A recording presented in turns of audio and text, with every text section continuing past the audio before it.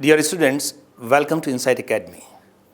Today is a very special session for all of you because in today's session, I'm going to discuss history optional main examination test paper held on Sunday. This session will discuss all the questions of history optional paper 1 in the first session, and the second session I will take up all the questions of paper 2 one by one. The purpose of this session is to help you in understanding the nature of exam, what kind of questions were asked by UPSC, from where were the questions picked up, were these questions asked from syllabus directly or were they asked from outside syllabus, what was the relationship between topics, which topics were given greater significance, so that you can learn where to invest your energy for the coming year. If you have prepared for optional subject properly, this will help you in understanding the level of your preparation. And if you are just a beginner, this is going to be a very enlightening session for all of you to understand the demands of UPSC main exam, how to prepare for the main exam, what kind of topics you should focus upon. And if you have a question in front of you, then how to approach that question, how to answer the question within the limited time you get in examination hall. So pay attention. Have a pen and copy with you so that you can note down the main points.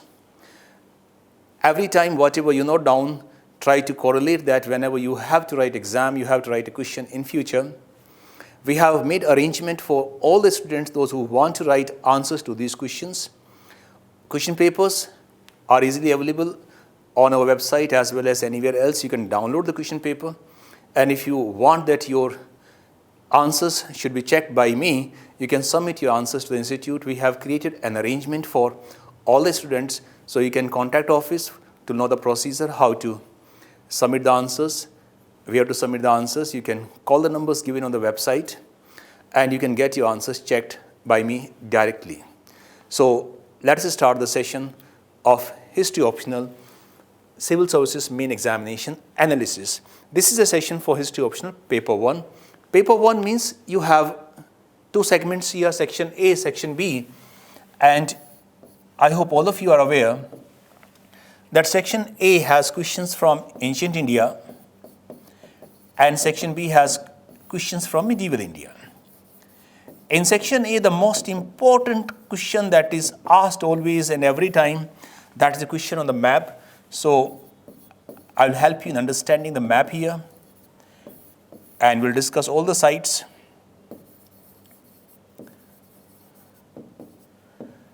So, section A has 4 questions. Section B has 4 questions. All the questions with their subparts I'll discuss with you one by one. Just note down the main points. Look at the approach. Look at the way how to find the demands of question and how to write directly to the point, because UPSC expects you to hit the nail directly without hitting around the bush. So you have to be very precise, you have to be very succinct, you have to be very clear in your language as well as in your approach. So this is the instruction sheet or the first cover paper of your main examination question paper. Every time, whether you have read it 100 times, kindly read instruction carefully, because sometimes even a minor change in instructions could alter the entire expectations of UPSC. So this year there was no change in the instruction. Instructions are the same as it was the case with last year. So you can choose. You have to write question number 1, question number 5 compulsorily. You can choose at least one from each section. And the 5th one you can pick up from either section A or section B as per your choice. So this is a basic instruction, nothing new in it. First question that is the most important, that is perplexing for most of the students, is the map-based question. So you have a map where 20 sites are marked. You have to identify the sites on the basis of descriptions given by UPSC. So let me help you in understanding what are these sites and why did UPSC pick up these sites, because there has to be some logic behind it. If something is based on logic, you can anticipate the future also. Like Kalhana used to say, the purpose of studying history is to anticipate future. The duty of a true historian is to enlighten the people about the possible future. So by learning past, you can see the future. So try to understand why did UPSC ask this particular site. What is the significance? Because sites cannot be just random. Okay, any 20 sites were picked up and they're put in examination by somebody sleeping. No, UPSC does everything very carefully. So let us see to it. The first, you may not see these things properly, so I'll read for you one by one. The first site is a Paleolithic site. Let us see where is number one. Number one is here, and if you can make it out, if you can draw the line here, it's very, very close to Jaipur. And there's only one site close to Jaipur, that is Paleolithic site, and this site is Didwana. So Didwana, Nagaur district of Rajasthan, very prominent site, excavated by Professor Rajguru, Professor Mishra. Starting in 1979, they discovered tools of Paleolithic age. And one of the oldest evidence of Stone Age was found in India at Didwana. More than 300 stone tools were discovered. Later on, Frank Raymond Alchin wrote a lot about it. So this is Didwana here, Nagaur district, Rajasthan. Number two, Mesolithic site with burials. Number two is in UP. And here, if you know that we have a number of important Mesolithic sites, but if you can remember these kings here, this site is Sarai Nahar Rai. Sarai Nahar Rai is located in Pratapgarh district of UP. A number of Mesolithic graves were found here, burials were found here. And some of the graves, some of the skeletons found at Sarai Nahar Rai have evidence of being targeted by arrowheads. So arrowheads struck in them have been found as if people were fighting for resources. Very important site, Sarai Nahar Rai. Number third is a Neolithic pit dwelling site. So the moment you come to pit dwelling, you don't have to even look whole of India. You know this is going to be Kashmir. So where is that Kashmir? This is Kashmir here, and this site, Gufkaral is close by, Burzahom is close by. So whenever you have doubt, write the most important site. If you write Gufkaral, that is also proper. If you write Burzahom, that is perfect.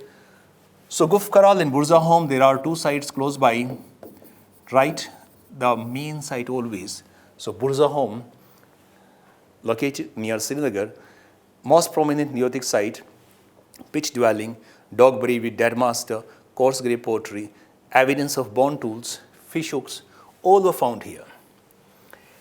Number four is early village settlement, and this number four is in Sindh. So this is not Mehergarh. Mehergarh is located in Balochistan. Mehergarh would be somewhere here.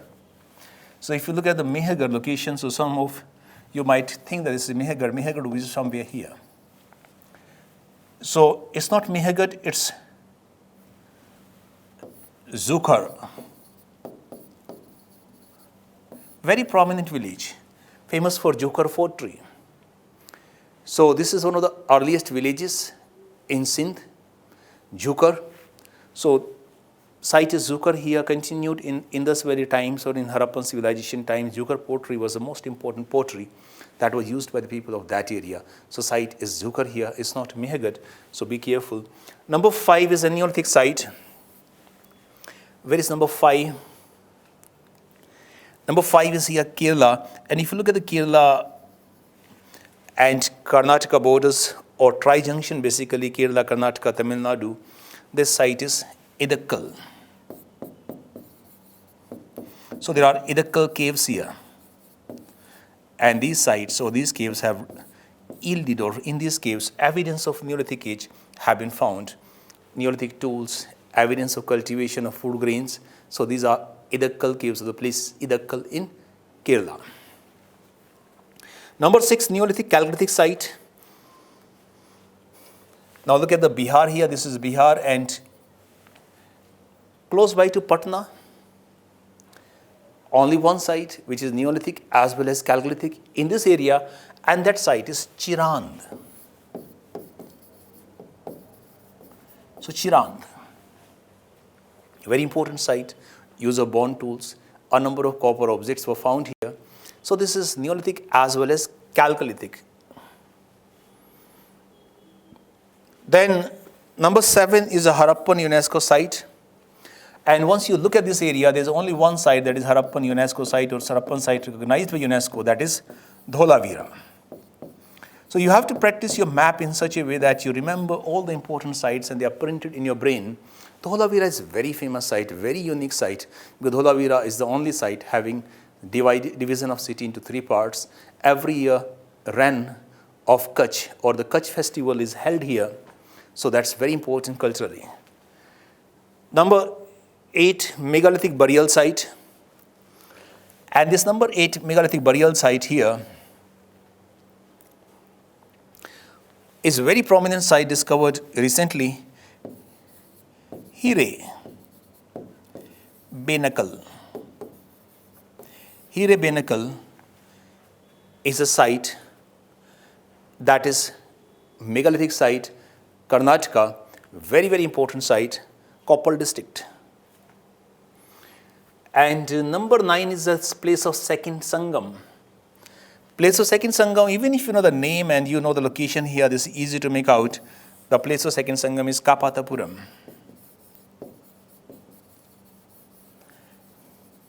Kapatapuram. Kapatapuram was the place where second Sangam was held. Tenmadurai was the place where first Sangam was held. Madurai was the place where third Sangam was held. So this is Kapatapuram, Tamil Nadu. Number 10 is earliest Satvahana capital.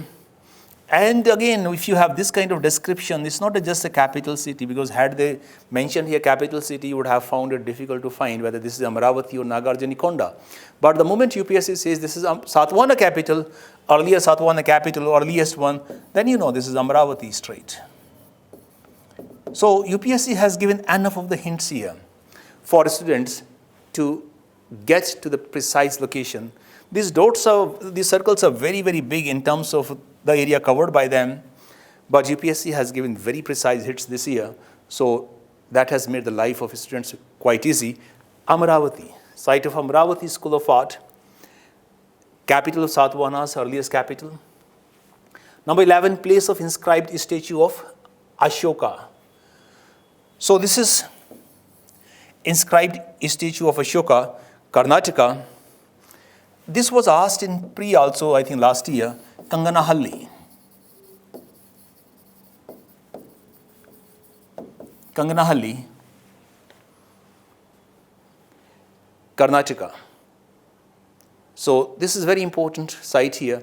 There was a Buddhist stupa discovered. There's one big sculpture. Ashoka is surrounded by queens and the servants. This is the only place where we have found a sculpture of Ashoka. Who was Ashoka? How was he looking? So that is a very, very prominent site here from a Buddhist stupa. Number 12 is the first Gupta hoard coins. So if you say coin hoard becomes difficult, but the moment you say this is the first Gupta hoard coin, we know this is Kalighat near Calcutta. And Kalighat, so I'll write here Kalighat is famous for Kalighat temple, 1783.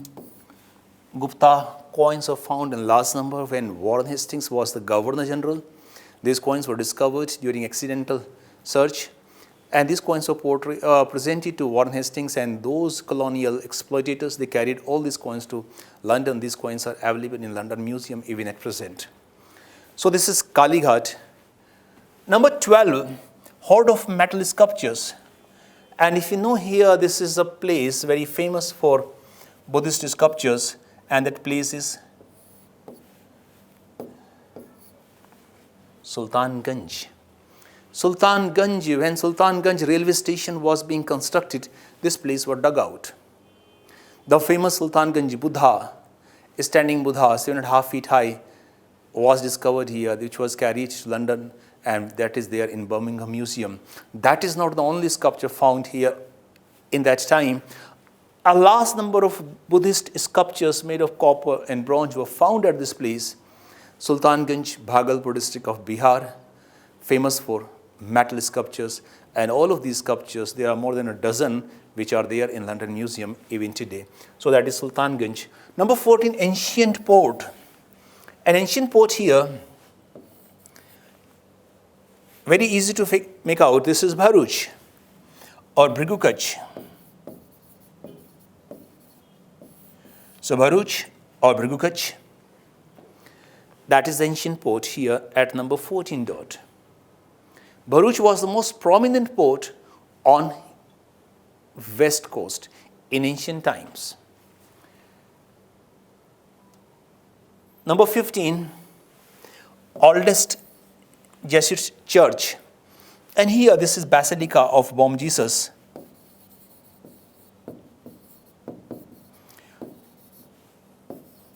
Oldest church constructed in around 1600 during the reign of Akbar. Father Xavier was buried here. This is a UNESCO World Heritage Site. Remember why UPSC is asking them. These are most prominent culturally important sites. Dholavira, UNESCO World Heritage Site. Basilica of Bom Jesus.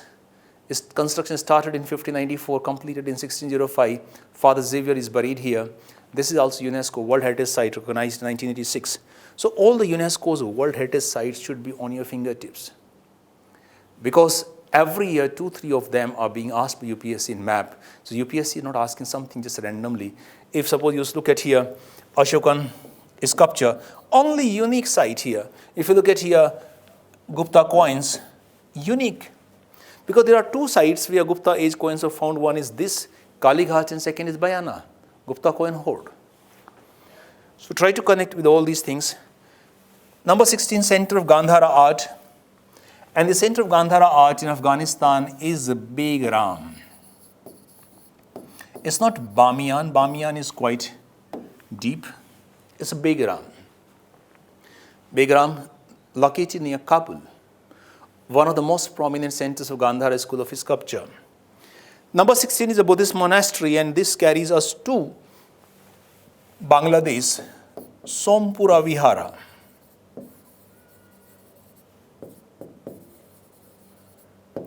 Sompura Vihar. Number 17 is done. Number 18, place of earliest Vishnu temple. Temple construction started during Gupta age, And the moment you look here in Bundelkhand region, there's only one temple that is very, very famous temple, and that temple is the Shavtar temple, Lalitpur district of UP, Devgat. So this is the Shavtar temple of Devgat, Lalitpur district of UP. This is not MP, this is UP. Because this is the area of UP that enters, that penetrates quite deep into MP. The number 19, Shiva and Buddhist temple complex. Where is number 19? Okay, we reach Chhattisgarh here, and this is Mahasamand district here, Sirpur. So Sirpur, Mahasamand district, famous for temples of Gupta age. Lakshman temple of Sirpur, you might have heard. That's located here. A number of Shiva temples and Buddhist temples are also located here. Mahasamand district of Chhattisgarh. Number 20, earliest Chaityagraha. Earliest Chaityagraha is not Karli, it's Bhaza, because Bhaza caves started getting cut in 2nd century BC. Karli caves were much later. It starts in 1st century AD. So this is not Karli, this is Bhaza here. So Karli, Bhaza are located close by Pune district, but this is Bhaza here. So these are the 20 sites of map. If you prepare 300 sites for the map, 300 sites are not that difficult to remember, but those sites will give you every time 18 to 20 sites. All these sites are available in our map material. All these sites we have discussed in class. All these sites are part of the homework. And that is why it's not that difficult to mark these sites when you have prepared them well. So every time pay attention to map. You have to pay special attention because map can get you 45 out of 50. And if you get 45 out of 50, which most of our students get every year, it's not that difficult to cross 300, because to cross 300 or 310 or 320, you need to get 40 plus marks here. So each and every mark is going to count. Work hard, prepare systematically. If you face difficulty, come and see me. I'm here to help you. We'll work together, and success is the only objective. Otherwise, there's no fun in preparing for civil services examination. You have to get a good rank. And in that process, map is very important for history optional students. Number 2A. So now we move to the questions from 1 to 2, and then 3, 4, 5, 6, 7, 8, all we'll discuss in brief so that you have some idea. The urban character of Harappan civilization was a result of neither of any outside influence nor a sudden act, but a gradual evolution of regional socio-economic factors. So what is the meaning of this? First thing question you have to read very carefully. This is talking about urban character of Harappan civilization, means emergence of urban centers in Indian subcontinent. Harappan civilization was an urban civilization. Without urbanization, there was no Harappan civilization because villages were already there in Indian subcontinent since thousands of years, much before this civilization came into existence. So the question is asking about emergence of Harappan civilization. Think of the map of Harappan area. Initially, there were small communities like Job, Kuli, Nal, Quetta, Mundigak. And then these communities become or got transformed to villages like Mehegar, like Jhukar.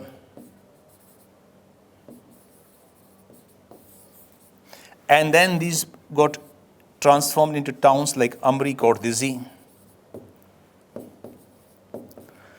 And Amri Kordisi, that is Proto-Harappan, now becomes major cities like Harappa, Mohenjo-daro, Kalibangan, Chanudado.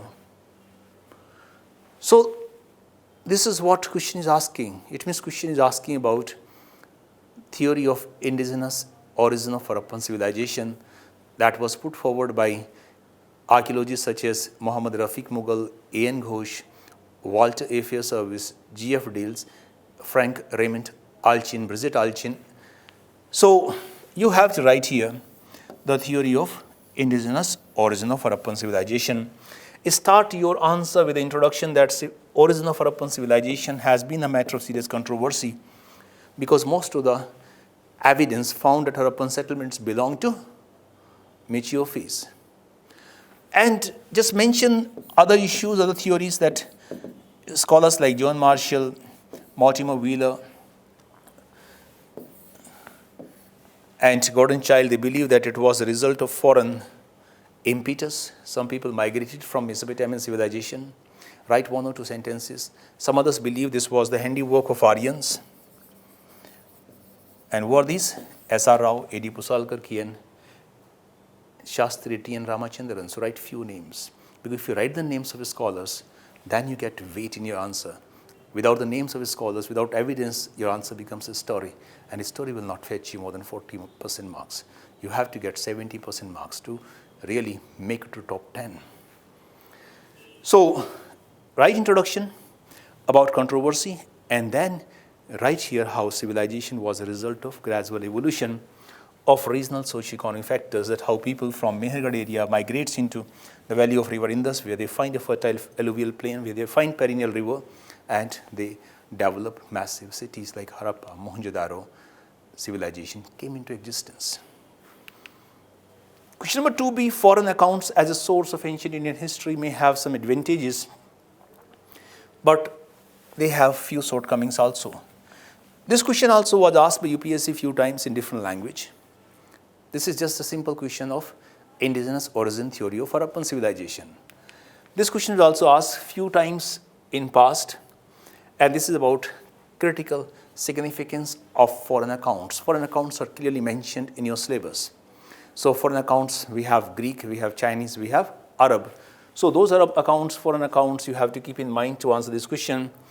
So it's saying that foreign accounts are important, but they have shortcomings. Cite appropriate examples. So write about the significance of foreign accounts, Greek, Chinese, Arabs, how Megasthenes wrote about Mauryan times, but Megasthenes wrongly kind of attributed foreign institutions to India. The description of urban administration of Patliputra or city administration of Patliputra found in Arthashastra and described by Megasthenes are quite different.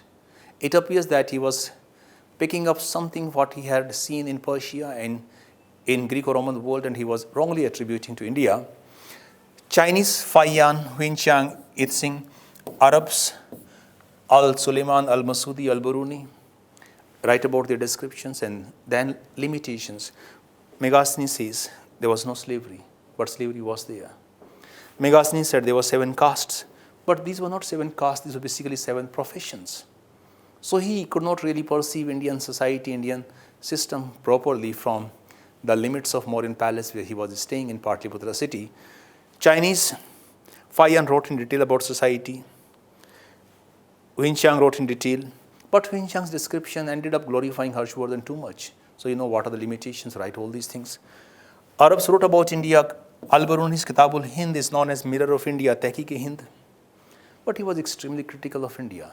He did not write anything about the killing of his master, Mahmud Ghaznavi, but he was extremely critical of India, which was out of place, which was not representing the reality. So significance and then limitations one by one. Ensure that you cover all the 3 different areas of foreign accounts.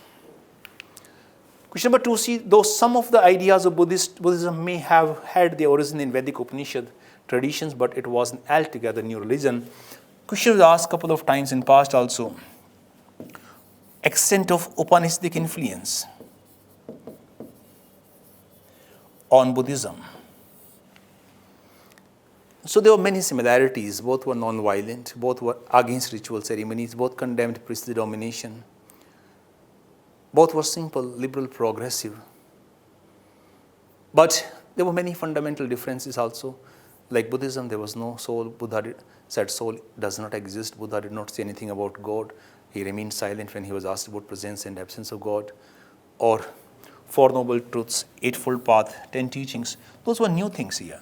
So Upanishadic influence, you have to see Upanishadic influence on Buddhism. But at the same time, there were many, many new elements in Buddhism which were far beyond the scope of Upanishads.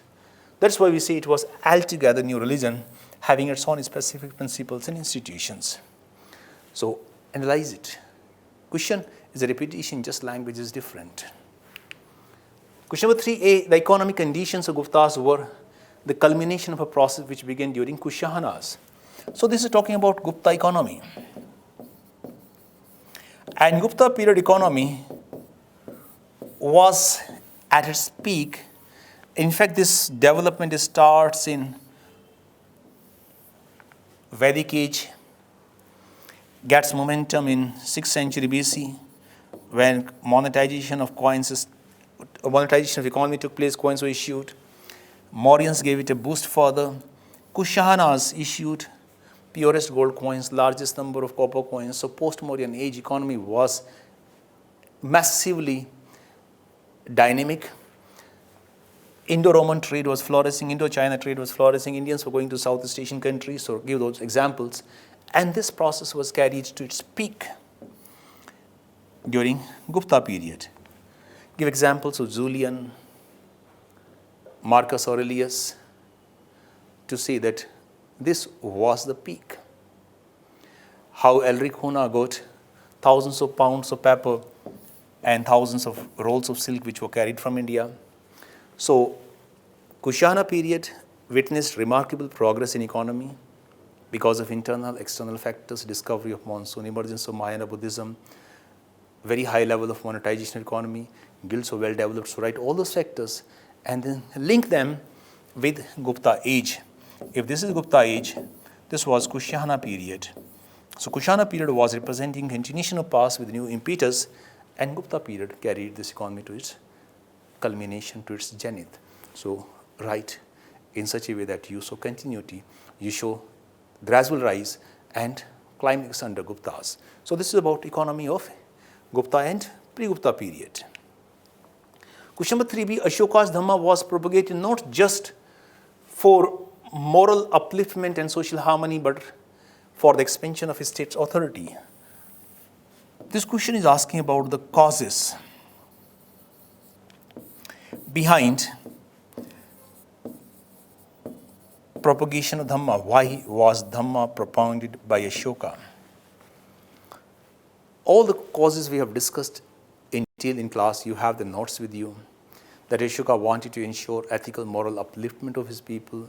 It was a reflection of Ashoka's welfare-oriented outlook. It was a reflection of Ashoka's paternal outlook. But at the same time, it was an imperial need, because age of Ashoka was the age of coexistence of hundreds of different religions. By propounding Dhamma, by promoting Dhamma, he wanted to ensure peace and harmony in his empire. And second dimension here, that with the help of Dhamma, he wanted to control the public behavior. Ashoka knew the limits of formal means of state control, police, military. He knew that ethical conduct or ethical principles were the finest, were most effective in controlling the behavior of people. So write about the causes. And you can write a small paragraph about content and the outcome. Ashoka was highly successful in this objective. Dhamma helped him in strengthening the foundations of modern empire. Question number 3C, with the help of representative examples, delineate the main difference between Nagara and Dravida. So Nagara, Dravida styles of temple architecture, we have discussed in detail how Nagara temple was built on a platform, Dravida not a platform. Nagara temple, Garbhagriha, ornamented only from outside, Dravidian inside as well as outside. In the Dravidian temple, there was a Pradakshina path, circumambulatory path around Garbhagriha. In Nagara, no circumambulatory path. Look at the shape of Garbhagriha, the roof, Shikhar in Nagara, Vimana that side. So all these points make a beautiful picture of Nagara style, make a beautiful picture of the Dravidian style, and then mark the parts, and then make a table to highlight the differences. You can write the answer in minimum number of words in most effective manner. Question number 4A, evaluate the importance of tripartite struggle. Tripartite struggle means a struggle involving Gurjara Pratiharas, Palas and Rajputas. So, question is asking what was the importance. Question is not asking about the historical development, how there were phases. So, don't write phases here. A struggle for the domination over North India during 8th and 9th century. So, importance here. How this resulted in a kind of power vacuum. How this power vacuum contributed to the success of Turkish invaders in future. How all the three main powers got exhausted. How they got defeated. How they won each and every time. So, neither of them was successful in establishing a lasting control over others.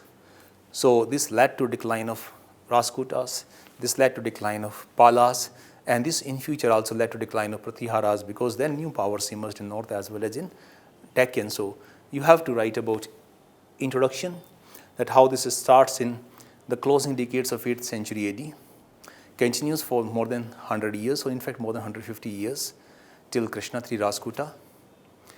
And then write about importance, cultural importance, political importance, military importance, importance in terms of decline of all these dynasties, importance in terms of facilitation of Turkish invasions. So all these dimensions write with examples. Question number 4B, throw light on the chief characteristics of Tamil Bhakti movement during the early medieval period. So this question is asking about Alvar and Nayanars.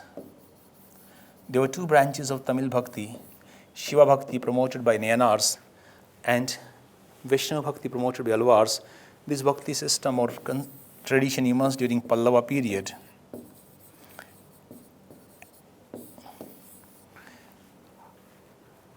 First, they condemned caste system, they condemned untouchability, they were egalitarian. Women upliftment was special attention. Some of the Alvar saints, Andal was a woman, very famous Alvar saint. Then they promoted direct devotion to the God. So all the features of Tamil Bhakti, that is Vishnu Bhakti and Shiva Bhakti, you have to write and link it till Ramanujacharya, that how in the future this tradition was carried to north or brought back to north by Ramanujacharya. He was a link between South Indian Bhakti and North Indian Bhakti movement of 14th, 15th centuries. Discuss the relationship between emergence of literature in vernacular languages and formation of regional identities in early medieval period. So regional identities emerged in early medieval period because this was the age of feudal system. Look at the land grants. Look at the fragmentation of central authority. So regional powers emerged in Bengal, in different parts of North India, in Deccan, in deep south. And once there was no central authority, once there was no big imperial power, so regional forces emerged, and all these regional forces promoted their own languages and own culture. So write about Bengali literature, write about Kannada literature, write about Telugu, Tamil literature, write about the literature of North India, that is in Sanskrit literature, Hindi literature. So all these examples you have to give and link them to fragmentation of central authority, regional powers promoted their own language and culture, and just give examples. Question number 5, now we are moving into section B, that is medieval India. But in medieval India also you'll have questions which are from topics of section A, because Brahmadeya grant, look at here, what were Brahmadeya grants? How do you account for the large number of such grants in the early medieval period? So this is early medieval period, section is B.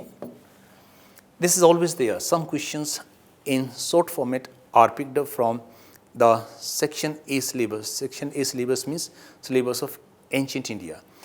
Particularly the topics from early medieval such as Arab conquest, Ghurid invasions, Ghaznavid invasions, and Sankaracharya, Madhvacharya, Ramanujacharya, those kind of things, Tamil Bhakti. So those questions are often put in section B also. So Brahmadeya grants, Brahmadeya means a grant of a part of village to Brahmanas. It started by Pallavas, continued by Cholas. How do you account for the large number of such grants in the early medieval period? Early medieval age was the age of feudalism. It was the age of rapid progress in the field of agriculture or agriculture-based economy. It was the age when secondary and tertiary economic activities were not that well developed. And it was the age when large number of temples were built under the patronage of Pallavas and then Cholas. So these temples were issued land grants. These priests working in temple, the Brahmanas, were issued land grants. This was the age of rapid spread of Brahminical culture in south. Institution of Brahmadeya played an important role. So write about the forces here which were visible in the form of political, socio-cultural, religious field, and then how each and every cause, political cause, social cause, economic cause, religious cause, all these things you have to write one by one. This is in the context of Pallava period or South India.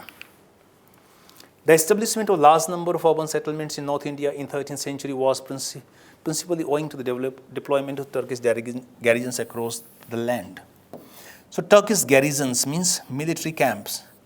So you have to see how arrival of Turks or establishment of Turkish rule in India brought new technologies. So Turks brought a number of new technologies from outside, and these garrison towns were like the center around which the deployment or the spread of these technologies took place. Because Turks were not going to villages, they were ruling from urban centers, they were ruling from their military towns. Think of Lahore, think of Delhi, all these were the military garrison cities in the beginning. So you have to write about the Turkish technologies brought by them and how these military centers helped in the spread of these technologies in different parts of India. So the more the conquest, the more they spread. And that's why third urbanization took place in 13th century, right? All technologies related to textile, paper, book binding, Sakya, Persian wheel, and link them to emergence of urban centers or rapid progress in the field of trade and commerce. So look at the next question. Much of the political instability after the death of Sultan Iltutmish was the doing of Chihalgani. So this question is about Turkani-Chihalgani. Question came earlier also how Turkani-Chihalgani contributed to strengthening and weakening of Delhi Sultanate, Turkani-Chihalgani and its relations with sultans.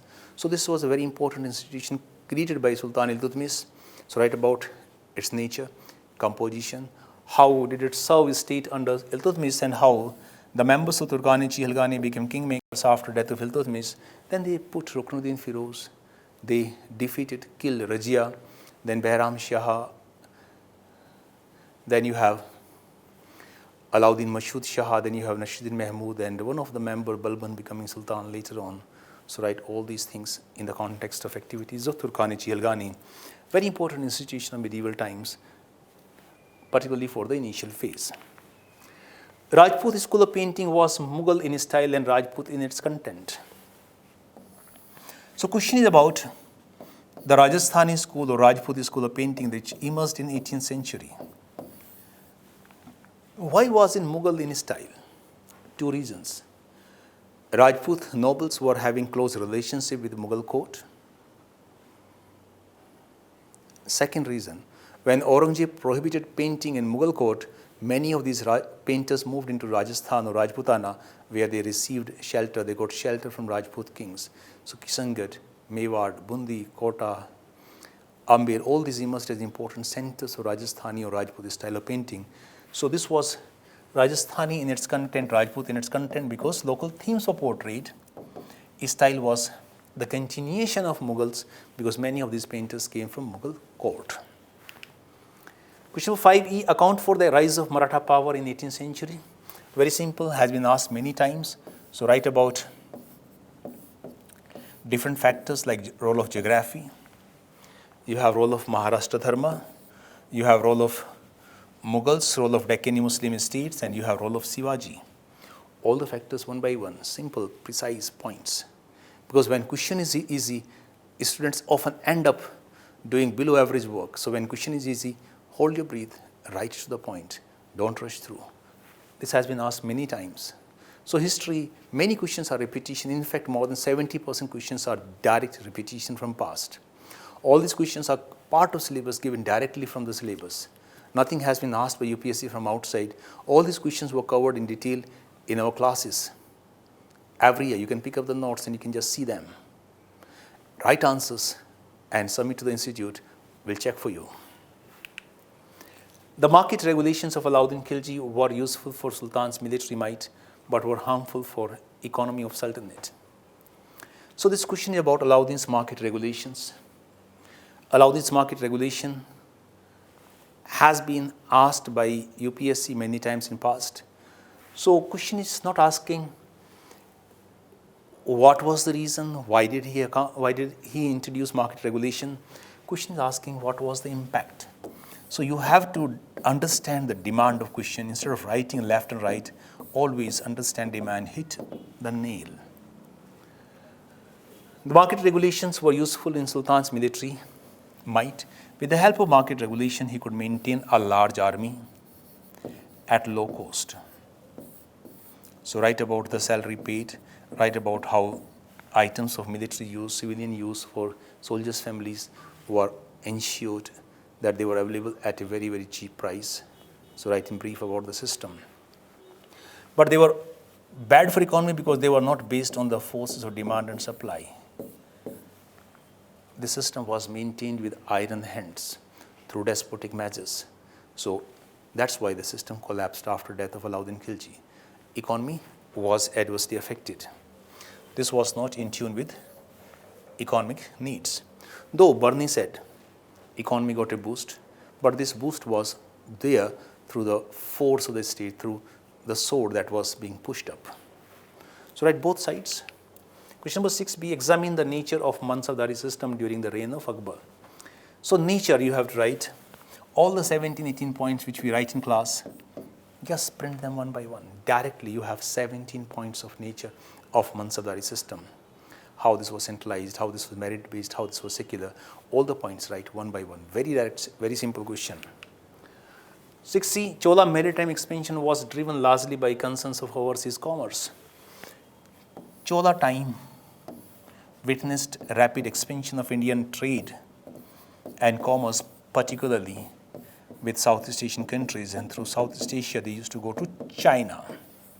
So Chola-China trade was well developed. Trade was going with West as well as with East, and Cholas used their naval power to ensure that trade routes were always safe.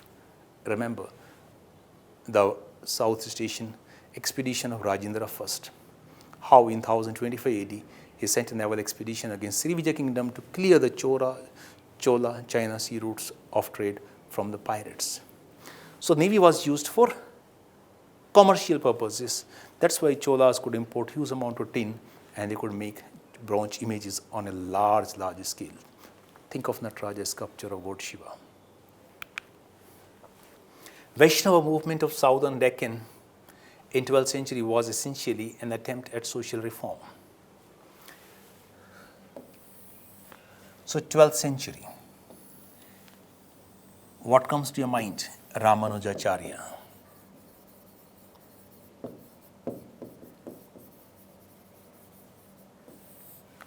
Acharyas, Ramanujacharya, Nimbarkacharya, Madhvacharya, Yamunacharya, they were representing this Vaishnava movement.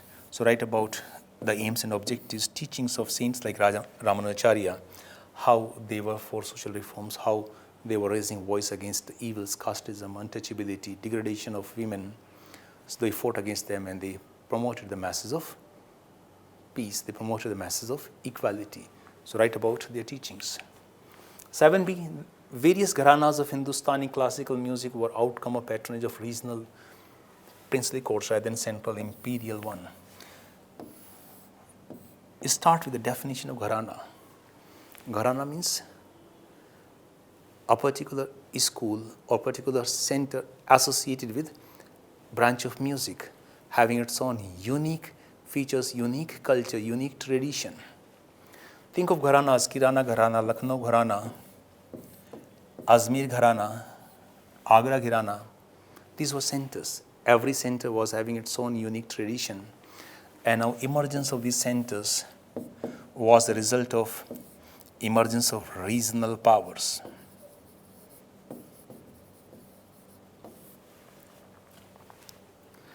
They were patronized by powers, Patiala, Kirana, Agra, Gwalior. So regional princes used to patronize musicians in their court, and every center got its own unique features over the period of time. So start with definition, give examples and link it with local patronage. Gharana itself means locally unique or distinct style of music. Question number 7c, prolonged conflict between Vijayanagar kingdom and Bahmani successor states was influenced. Successor states means we are talking about the states which came out of Bahmani. Bidar, Barar, Ahmednagar, Bijapur, Golconda. So these 5 used to fight with Vijayanagar very, very often. Think of Battle of Talikota, 1565. Was influenced less by cultural factors, more by strategic and economic considerations. So question is asking about the causes. They fought for Raichur Doab. They fought for control over foreign trade. Horses were coming from Arab world. Both of them wanted control over horse trade. They fought over imperialistic ambitions. Vijayanagar rulers were following policy of expansion. So were these Deccani Muslim states. So this was not because of Hindu-Muslim. This was not a religious conflict. This was a conflict for economic, political, military considerations. So write the causes one by one. This is question about causes of Vijayanagar Bahmani conflict. Bahmani died, successive states came up, then they continued to fight for a long time till at least Battle of Talikota. Trade and commerce in Mughal Empire brought about the integration of Indian subcontinent into a single market. This question is about trade revolution of 16th century, which we have discussed in detail. Topic is mentioned in syllabus directly. Look at the causes and look at the impact. Simple. What were the causes of this trade revolution and what were the consequences? How integration of Indian subcontinent took place into a single market. Question number 8b, Aurangzeb's Deccan policy was a major factor in Mughal decline. Very direct question, has been asked by UPSC many times. You have to write about impact of Aurangzeb's Deccan policy. This was important, but this was not the only factor. There were many other factors there: Zagirdari crisis, agrarian crisis, monetary crisis, technological backwardness. All those factors also you have to write in brief. So 2/3 to impact of Deccan policy, and 1/3 to other factors. That this was not the only factor, this was one of the factors, but not the only factor. Last question here: the Vaishnava Bhakti tradition of 15th century contributed to flourishing of provincial literature. Now you see, every year questions are coming from culture. Culture gets a special focus. Vaishnava tradition, at least there are 4 different kind of questions here related to Vaishnavism, related to Bhakti. So cultural part, you have to pay special attention.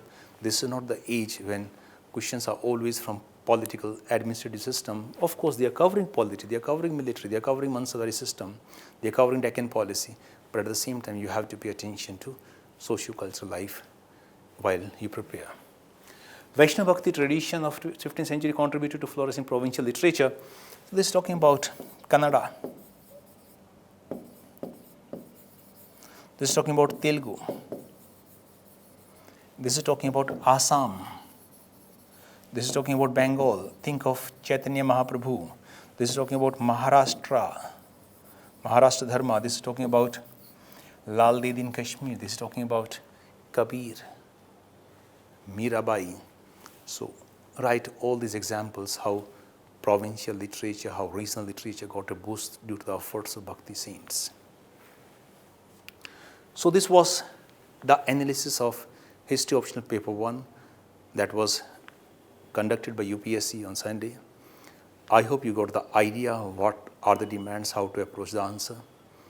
So you can write your answers, you can contact office, how to submit that, and I'll check your answers personally. If you have any difficulty, always feel free to contact me, always feel free to visit me in office here. All the best. I know all of you work hard, and I know all of you are going to have a massive success. God bless you.